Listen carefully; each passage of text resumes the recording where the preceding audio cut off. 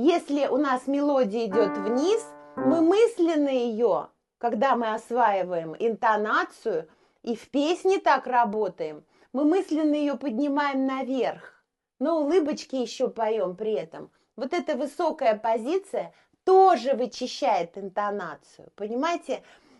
Держите улыбку. Конечно, все время сидеть с улыбкой непривычно. Затрясутся щеки, отдохнете. А если вы будете все время держать, ваши мышцы будут подкачиваться. И в итоге на сцене, конечно, у вас не будет такая жесткая улыбка, но на сцене вы слегка будете улыбаться, а мышцы уже будут хорошо держать эту высокую позицию, что тоже будет способствовать тому, что вы будете петь чисто.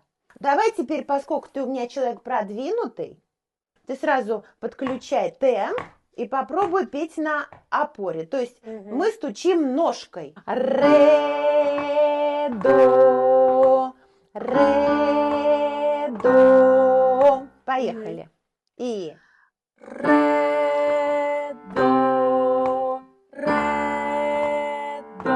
улыбайся. Ре, до, ре, до, ре, до. Не торопись. Ре, До.